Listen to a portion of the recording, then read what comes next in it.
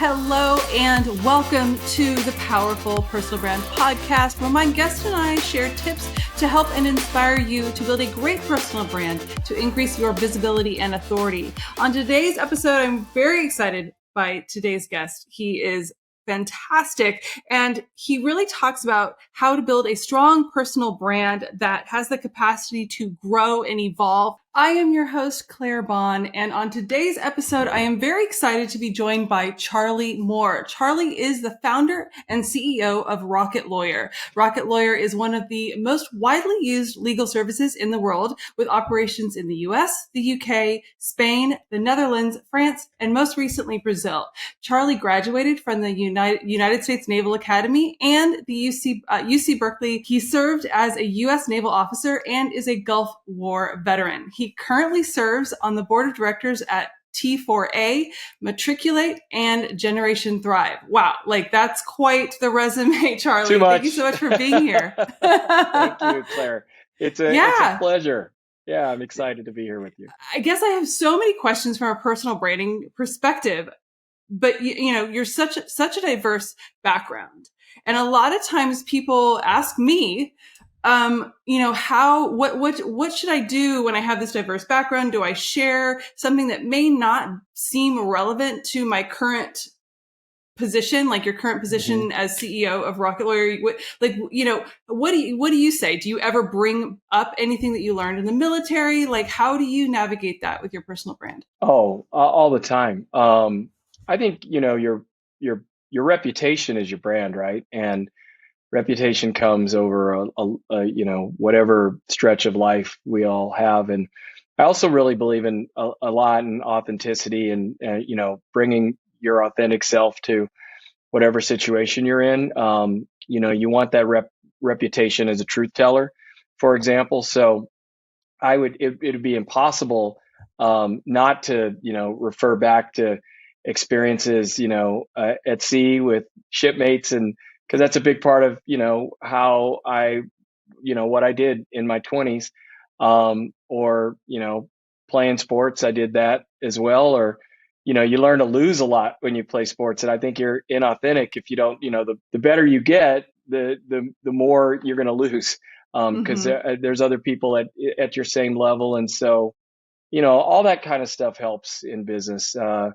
Learning how to pick yourself up and dust yourself off, and keep going, start all over again, like the song goes. So yeah. I bring it all. What you see is what you get. Yeah. Well, I feel one of the biggest things I always talk about is storytelling when it deals with your personal brand, and you can weave all of those things that happen in your past into your current experiences and things like that, and into a really beautiful story. So that is amazing that you're utilizing that. Sometimes it's not so beautiful too. Well, but that's real, like what you're talking about. Yeah, authenticity. Exactly. Yeah. I think that's kind of the most important thing. It was actually funny. Before I jumped in here, I saw something that Gary V posted. Love him or hate him, whatever it is. But he posted something where he was saying, someone was asking, how do you deal with having too much on your plate? And he said, when I wake up in the morning, I know that I'm going to fail at a couple of things. I know that if I have 16 balls in the air, I may drop half of them. And I'm kind of interesting kind of way of thinking about it. But I don't know that I would have said it that way, but it's just an interesting thing, because you talked about failure. You talked about, not always being perfect. And I think that's a really key thing that a lot of people don't think about, especially as a CEO. Yeah. They say baseball is a game of failure. And if you hit 300 means you failed 70% of the time, and you end up in the Hall of Fame. But, in business, you only have to be right once in your life for generational wealth. And so you can, we like to think about, back to the Navy here at Rocket Lawyer, we like to think about trying to build, a seaworthy Navy vessel here. And so what does it mean? It means it's compartmentalized. It means, you can take a hit in one part of the ship, and you can shut the hatch, and a big part of the ship's flooded, and it can still achieve its mission. It can still move on. So having compartmentalized failure is what you strive for, but you have to you have to have the architecture and scaffolding, to make that happen. I think one of the, I was a lawyer who represented startups, and when I started my career here in Silicon Valley, and one of the things that I saw that actually led to the most failure for startups is, they weren't diversified enough in that Mm-hmm. and experimenting enough so that this is an iterative process, and they sort of had all their eggs in they have all their eggs in one basket, and if it doesn't work out, then you're toast. And so finding ways to have lots of little experiments, even when you're a tiny company, is really important, because to get that one big thing, unless you're just touched by an angel or something. I mean, I'm not even gonna say Mm-hmm. you're a genius, unless you're sort of touched by an angel, Yeah. or you're gonna hit the lottery. It's not gonna be the first thing you try for Mm-hmm. almost everybody. Well, you can use that same kind of logic and way of thinking when you're dealing with your personal brand, right? Because you need to do, we always say, omni-channel approach. You're going to try things, it's not going to work. That old thing where people are, oh, create viral content. Oh yeah, because it's so easy. Right? It's Yeah, like, yeah. yeah, create that unicorn because it's so easy. Exactly. Exactly. Yeah, Yeah. exactly. Well, so tell me how a lot of people will ask me, they're like, okay, well, they want me to explain essentially the CEO branding and how it differentiates from the business brand. And you obviously know, but tell me how you leverage your personal brand to create your business, to, Yeah. have it excel. And what are the results that you've seen by leaning into building your brand? Yeah, well, brand is reputation in my opinion, right? And so I think, just being disciplined and focused on the job at hand, and then word of mouth spread. So I started out as a lawyer in Silicon Valley, and the first investors in my first startup, when I was pretty darn young, was the partner that I worked for at a law firm. So I had built this reputation, that folks trusted, and so that was the first money I raised. And then I was in a fortunate position where my clients were venture capitalists, and so it was they wanted to know, honestly, well, what are you doing, like what are you were really, I'm humbly, but I was a good lawyer, like I was a great lawyer, and I worked hard for them. And so that brand was sort of being built, and it's about discipline and focus. And I wanted to be known, when I started my career, as a lawyer that you could count on. And that's honestly like what I still kind of want to be known as the Mm-hmm. founder and CEO of Rocket Lawyer. And then, if you stick with it, it's going to snowball, right? Because then your reputation is going to grow. But I still look at it, Claire, as that reputation for myself, and for the business. It really hinges on, well, what are customers going to say about you? And so, I'm proud of the fact that if you go and look at, customer reviews on Trustpilot for Rocket Lawyer, there's thousands of them, right? And they're pretty good. Mm-hmm. And I'm proud of that. And when they're not, I truly take it personally. Um, and so really understanding that everything you do is building that reputation, um, minute by minute, and that you really care deeply about it, I think is very important. And then to really hone in, separating, and people do it differently, right? They're marthastewart.com versus the way I chose to do it is I wanted to have a brand, Charley Moore. I learned that actually from my dad, who his business was called Charley Moore Enterprises 45 years ago, 50 years ago. And he had a chain of gas stations, my father, but it was called Charley Moore Enterprises. And so I was raised by an entrepreneur, and learned that I didn't want to just be him, so I actually changed the spelling, because I Okay. wanted to be, and when you Google Charley Moore spelled with an EY, you get me. That's the first link, right? And that was sort of goal number one. I have a very common name, and I set a goal for myself, and I said, you know what? I have a very common name. There's like probably millions of Charley Moore spelled the same way as me in the world. And I said, I want to be the number one Charley Moore on Google. And I am, right? And so, and then second to that, I wanted that brand to sort of have some meaning, right? And so, and so in my case, I wanted to be sort of authoritative, in terms of entrepreneurship. And if I could be proud of something, it would be to be a patented inventor. I'm really proud of that. And so to sort of have a mission in life to leverage invention, to invent things using technology that make people's lives better. That's kind of my personal sort of professional mission, is to invent things with technology to make people's lives better. And then, I've started a few companies, and those companies then develop their brands, and they're sort of leveraging the fact that, yeah, Charley was the founder, but then they have their own missions. Rocket Lawyer make the law affordable and simple enough for everybody. And again, leveraging technology. So it's been a real blessing and a kind of a wonderful life, being able to build the personal reputation while at the same time enabling these companies and businesses to grow and build their own reputations, their own brands that leverage mine, but are not but not entirely dependent upon it, and vice versa. Yeah, it was actually interesting. I love that key point that you said, where it's leveraging your brand, but it doesn't depend upon it. Because interesting, it was a Silicon Valley story. I do not remember which one it was.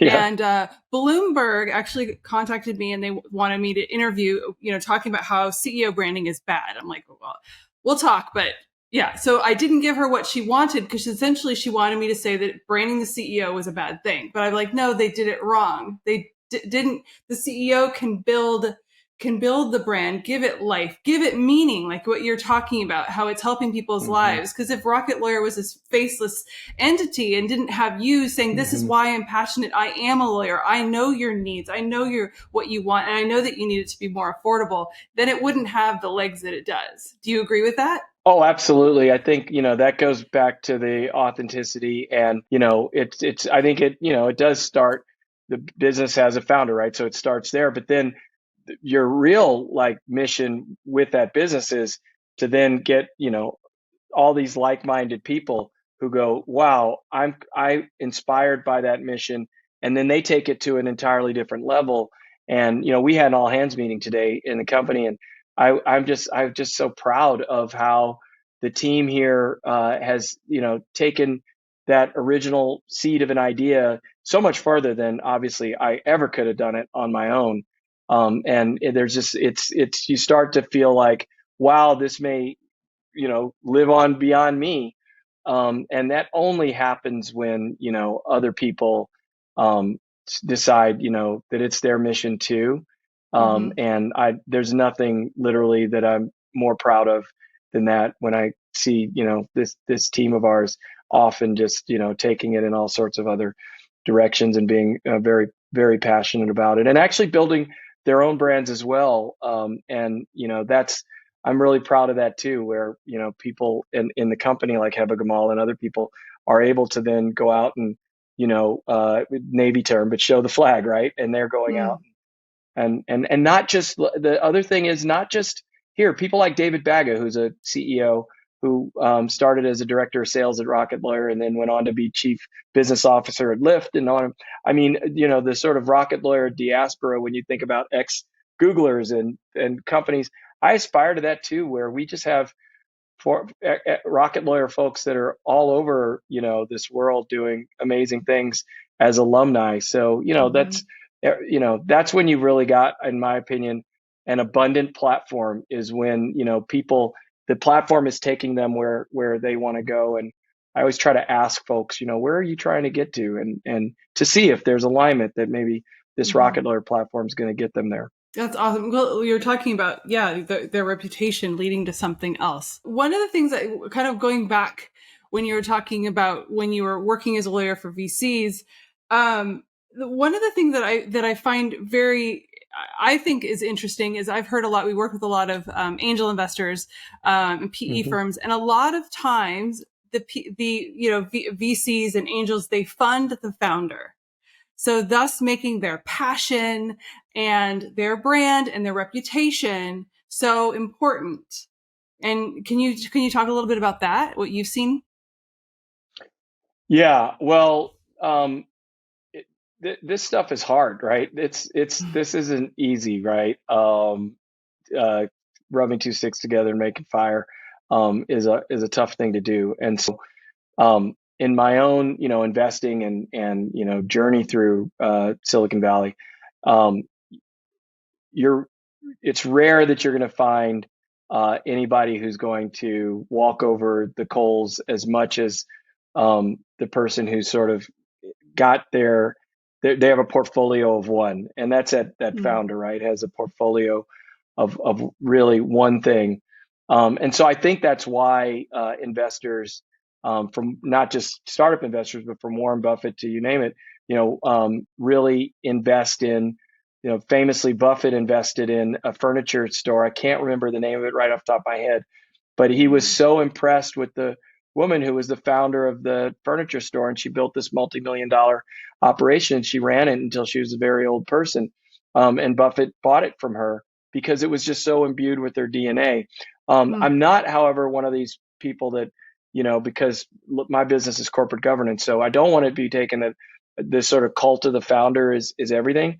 I think, Mm. succession planning and corporate governance and having a board and all those things are important, even, and have tried to live that. We have a board that is full of, independent minded people at Rocket Lawyer, even though it's a founder led business. And I think that's also important for your listeners to understand. Well, because and then that also helps. You're talking about succession planning. That also helps if someone's going, okay, what if I put all this money into personal branding, the CEO, and the CEO leaves, because I guess that's kind of one of the fears, right? The founder leaves, the That's CEO right. leaves, and the cult of personality leaves with them. That was what the Bloomberg reporter was trying to get out of me. That essentially it's bad because that's what happened with this particular startup. And I said, no, well, that you let them be, this cult personality, and those people just, yeah, they will attract people. They are influencers, and people will go with wherever they go. And you Yeah. have to do it correctly. So that is amazing. And how have you navigated? How has your personal brand kind of changed and evolved through all these different careers and businesses? How has it evolved? That's such a great question. I hope, one thing you can't, they say, time is undefeated.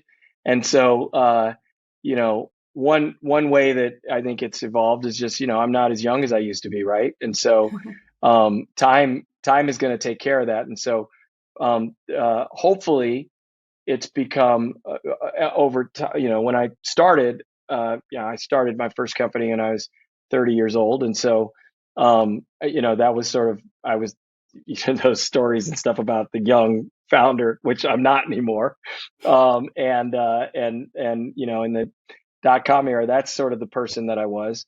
But I think now, being in my third decade of leading technology companies, I hope I've gotten wiser, and so I hope that my brand has evolved. I have more stories to tell, for example, Mm-hmm. than that 30-year-old person did, and so I hope that the brand has evolved, and also, again, being really, I feel really blessed.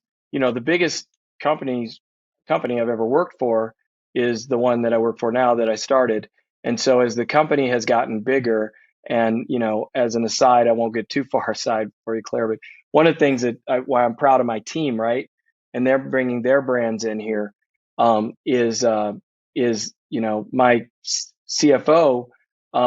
He's been the number two person in finance department at Yahoo of a 12,000 person company, which is bigger than Rocket Lawyer, of course. But when he started there, it was small. Yahoo was smaller than Rocket Lawyer is right now, and so Wow.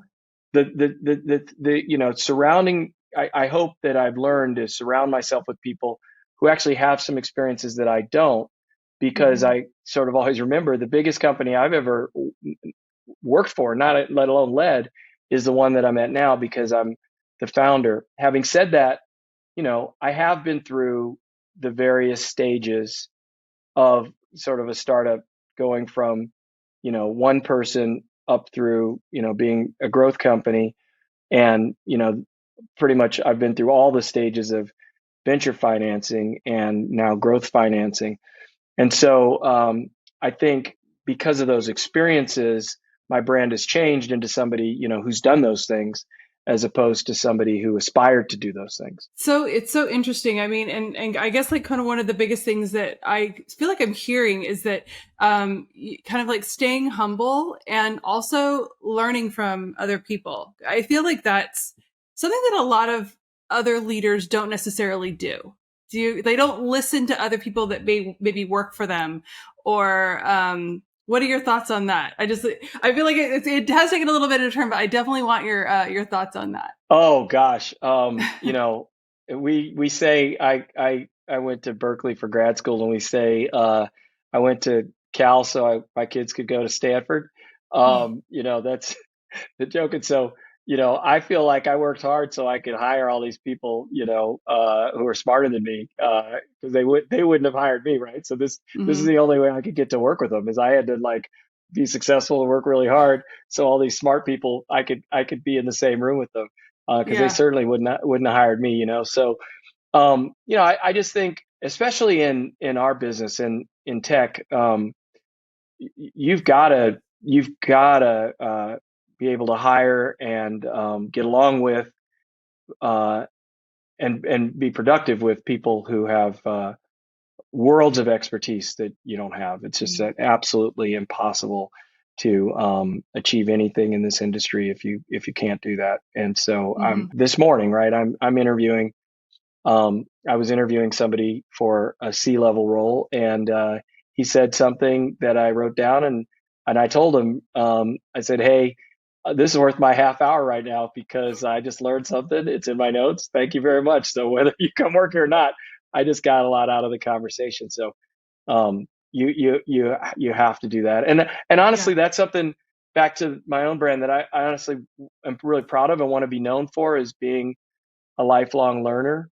Mm-hmm. um, I just got back from Brazil, where I spoke at Web Summit, and I was talking about AI. AI and regulation is a big deal right now. Sam Altman, the Yeah. founder of OpenAI, was just in front of Congress yesterday. So last week, I was giving some talks about AI, legal tech, potential regulation, and I start out I to the pretty big audience, and I was like, "How many of you are developers who've already written apps, AI apps on either OpenAI or open source AI?" And so many hands went up, and I said, "Well, you know a lot more about AI than I do, Mm. um, but I bet I know something about regulatory schemes." And so between us, that's the nexus. And so it's kind of, both being confident in your own expertise, but also being a lifelong learner, and respecting, the expertise of others out there. That's the recipe for winning, in my opinion. Yeah. I have a mentor. He is actually the former CEO of eHarmony. He's Grant Langston. Yeah. He's a friend of mine, and I went to him with that kind of like, I'm dealing with imposter syndrome because I was going out for funding for a previous company, and I'm like, I feel like a 12-year-old child when I'm up, and you know what I mean, that scared, like I just, and he's like, yeah, sometimes I'll be in a big room with people and I feel like the dumbest person here because they're all like so smart. But he's like, that's Yeah. why I'm here, because I'm leading this team for them to all be their experts and bring them all together. And so it's a lot of what you're saying. So I remember that talk for me was very profound because it was like, oh, you're in this position and you've kind of felt a similar thing. So I'm like, okay, I'm not alone. Oh yeah. Oh yeah. That's an It amazing takes a thing. big weight off of you too, right? When you don't Yeah. have to go into the room and go, "Oh, I'm going to be the smartest person in the room," or whatever. Yeah. It just takes a weight off. Albert Einstein, the smartest people have more questions than answers. That's that. It's good enough for him. It's good enough for me. I love that. Oh, I just love how you've utilized your personal brand. You've done so many things. You're definitely someone that a lot of people can learn from. So this Oh, has been a thank you very much. fantastic, yeah, Charlie. This has been so great. I've loved talking with you. Where can people learn more about you in particular? Because we'll definitely let them know about Rocket Lawyer, but where can they find out about you? Yeah, I'm Charley Moore, Charley Moore, Moore, Esquire, ESQ. So Charley Moore ESQ at LinkedIn.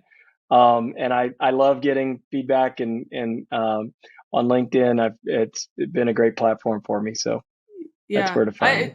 Do you ever do like speaking where you talk about this kind of like your path and to other like CEOs and other startups? I feel it's really inspiring. Oh, well, thank you so much, Claire. I mean, and Yeah. what you do as well. Thank you.